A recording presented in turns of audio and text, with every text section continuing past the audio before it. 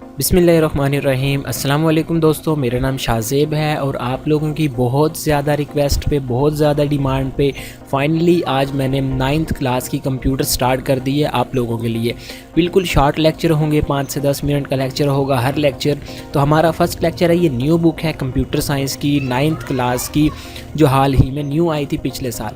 मैंने बाकी लेक्चर बनाए हुए हैं 10th क्लास के, फर्स्ट ईयर के, सेकंड ईयर के, वो भी आप देख सकते हो। ये क्लास छोटी थी इसीलिए मैं नहीं बना रहा था, लेकिन आप लोगों की रिक्वेस्ट पे मैं बना रहा हूँ। अच्छा, ये हमारी पहली क्लास है, हमारा 1.1 प्रॉब्लम सॉल्विंग स्टेप। मैं आप लोगों को यहाँ पे ऐसे समझाऊंगा, मेरी कोशिश होगी मैं आपको ऐसे समझाऊं कि आपको एक एक टॉपिक बिल्कुल कवर हो जाए। आपके टीचर जैसे आपको समझाते हैं वो आपको सिर्फ बुक से पढ़ा कर चले जाते हैं, लेकिन हम ये नहीं करने वाले। हम लोग बुक से ही पढ़ेंगे लेकिन एग्जाम्पल के साथ, और आपको करके दिखाऊँगा कि ये सारी चीज़ें होती कैसे हैं।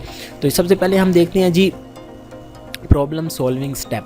ठीक है, यहाँ पे हमारा ये पहला ही टॉपिक है प्रॉब्लम सॉल्विंग स्टेप। लेकिन इससे पहले आप लोगों को पता होना चाहिए कि प्रॉब्लम क्या है। अब एक एग्जांपल समझ ले, एग्जांपल से ही स्टार्ट करते हैं ये वीडियो। तो मसलन देखें, आपको आपके अब्बू कहते हैं या आपकी अम्मी कहती है कि आप ऐसा करें, बाज़ार जाएँ, बाज़ार से मुझे सब्ज़ी ला दें। अब क्या है, यह आपके लिए एक मसला है।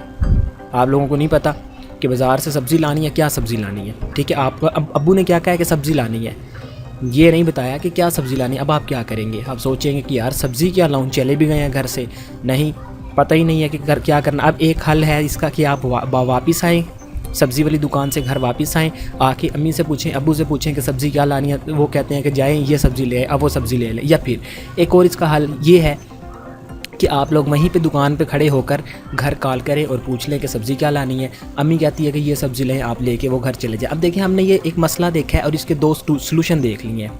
ठीक है, मसला एक था लेकिन इसके क्या है, सलूशन दो हैं। तो प्रॉब्लम होती क्या है, प्रॉब्लम यही चीज़ होती है कि हमें समझ नहीं आ रही होती कि क्या करना है। अब एक चीज़ आ गई है, मुझे कंप्यूटर साइंस के हिसाब से देखते हैं कि मेरे पास एक कंपनी का एम्प्लॉय आता है, कंपनी का एक ओनर आता है। ओनर से मुराद है वो बंदा जो उसका मालिक है कंपनी का। आगे मुझे कहता है कि मैंने अपनी कंपनी के लिए एक सॉफ्टवेयर बनाना है, उसमें ये भी चीज़ हो, ये भी चीज़ हो, ये भी चीज़ हो, ये भी चीज़ हो।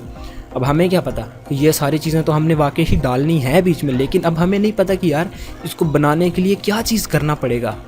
हम फिर क्या करेंगे, ये प्रॉब्लम सॉल्विंग स्टेप्स जो हैं ये देखेंगे, फिर हम हिसाब लगाते हैं कि अच्छा ये ऐसे करना था, ये ऐसे करना है, ये ऐसे करना है, ये ऐसे, और ये फाइनल इस तरीके से हमारा सॉफ्टवेयर कंप्लीट हो जाएगा। ठीक है, तो ये प्रॉब्लम होती है। अब हम प्रॉब्लम सॉल्विंग स्टेप की तरफ आते हैं, देर नहीं करते।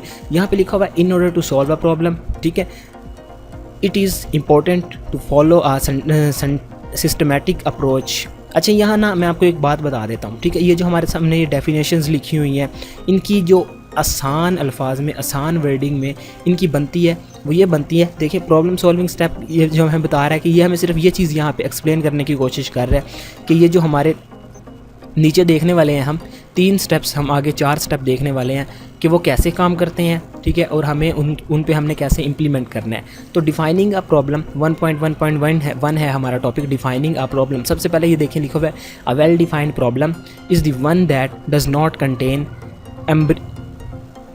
एम्बिगुइटीज़। अच्छा, यहाँ पे देखें जी, हमें ये बता रहा है कि जब भी कोई प्रॉब्लम हो, जैसे मैंने आपको ऊपर एग्जांपल दी है कि आप बाज़ार जाते हो सब्ज़ी लेने के लिए, लेकिन आपको पता नहीं है कि सब्ज़ी लानी क्या है। ठीक है, फिर मैंने आगे 2 सलूशन भी बताए। तो अब मैंने दो सलूशन आपको बताए थे, वो मैंने सोचे कि हाँ यार ऐसे हो सकता है, या मैं घर जाऊँ या मैं कॉल कर लूँ। ठीक है, ये 2 चीज़ें मैंने सोची थी। इसी तरीके से जब भी कोई प्रॉब्लम हमारे पास आएगी कंप्यूटर से रिलेटेड, कि हमें सॉफ्टवेयर बना के दो या हमें कुछ इसका कोई हमारे सामने ये मसला है इसका हल निकाल के दो, तो हम क्या करेंगे कि सबसे पहले उसको डिफ़ाइन करेंगे, प्रॉब्लम को डिफ़ाइन करेंगे। हम अपने क्लाइंट से कहेंगे, हम उस बंदे को कहेंगे कि प्रॉब्लम डिफ़ाइन करें कि आप चाहते क्या हैं हमसे। वो हमें बताएगा कि मुझे ये चीज़ चाहिए, फिर हम उसको क्लियरली स्पेसिफाई करेंगे। क्लियर जितने भी उस बंदे के गोल होंगे उस सॉफ्टवेयर को लेके या उस चीज़ को लेके, हम वो चीज़ देखेंगे। ठीक है, उसको अंडरस्टैंड करेंगे, फिर हम उसको सॉल्व करने की कोशिश करेंगे, जैसे यहाँ पे ये लिखा हुआ है। ठीक है, अच्छा, उसको सॉल्व करने के भी ना आगे 2-3 तरीके हैं। मैं यहाँ पे आपको देखता हूँ। सबसे पहले क्या होता है, गेन बैकग्राउंड नॉलेज। ठीक हो गया, गेन बैकग्राउंड नॉलेज। अब गेन बैकग्राउंड नॉलेज का मतलब क्या कि हमारे पास कोई उससे रिलेटेड, उस प्रॉब्लम से रिलेटेड कोई पिछला नॉलेज है, या हम अगर नहीं है तो हम लेने की कोशिश करते हैं। हम अपने उस बंदे को कहते हैं कि आपने पहले कभी ऐसा काम किया है या ऐसा सॉफ्टवेयर बनवाया है। ठीक है। वो अब देखें मसलन फॉर एग्जांपल, अब मैं आपको दोबारा से उसी सब्ज़ी वाली एग्जांपल पे लेके चलता हूँ। आपकी अबू अम्मी आपको कह देते हैं कि जाएं सब्ज़ी ले आए, और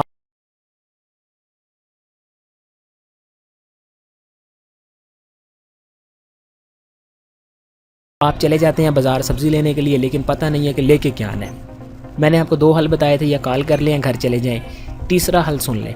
हम क्या करेंगे, गेन बैकग्राउंड नॉलेज वाली टेक्निक लगाएंगे। हम सोचेंगे कि नहीं यार, अब घर भी नहीं जाना, कॉल भी नहीं करना, बैलेंस नहीं है, ठीक है। हम फिर सोचते हैं कि नहीं, हमने कल क्या पकाया था, अच्छा कल ये पकाया था, परसों क्या पकाया था, परसों अच्छा ये परसों पकाया था।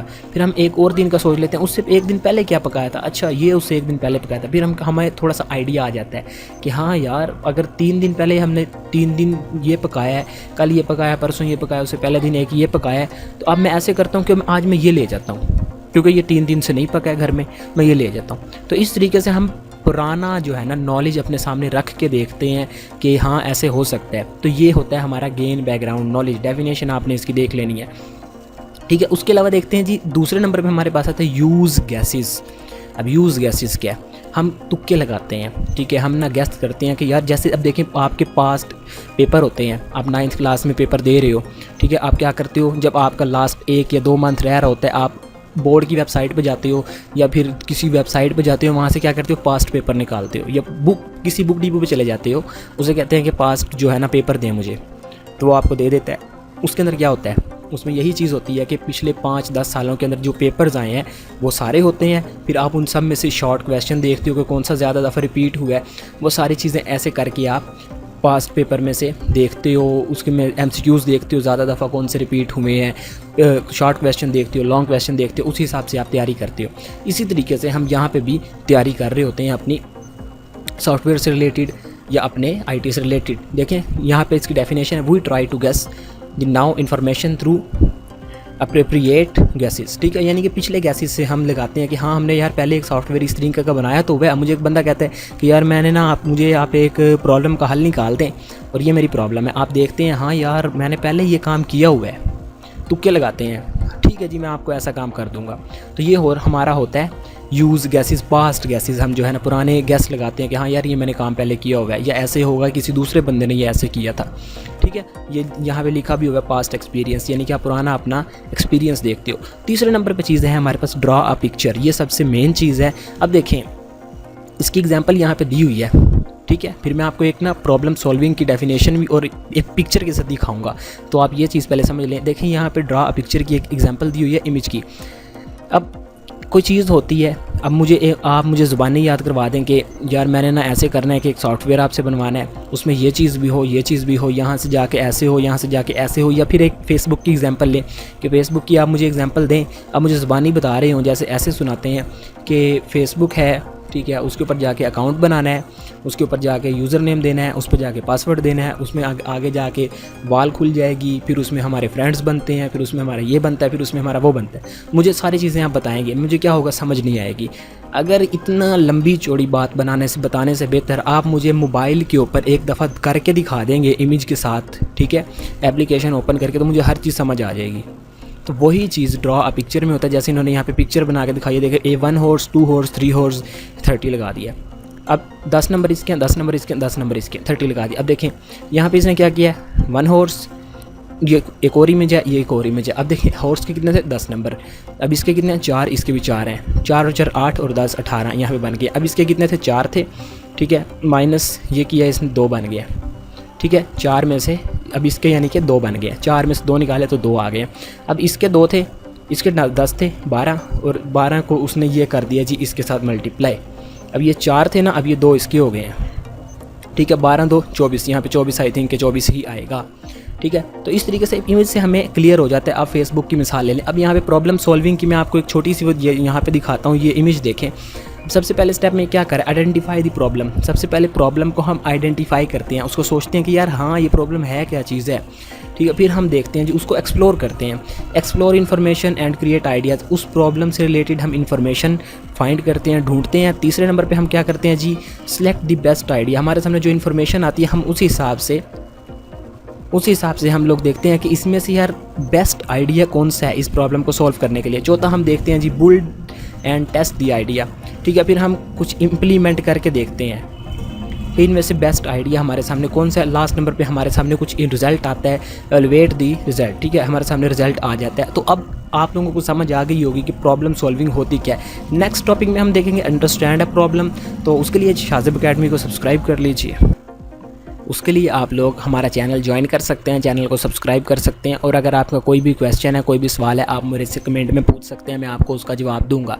तो इंशाल्लाह मिलते हैं नेक्स्ट टॉपिक में। इसकी प्रैक्टिस करें। सी यू, अल्लाह हाफिज़।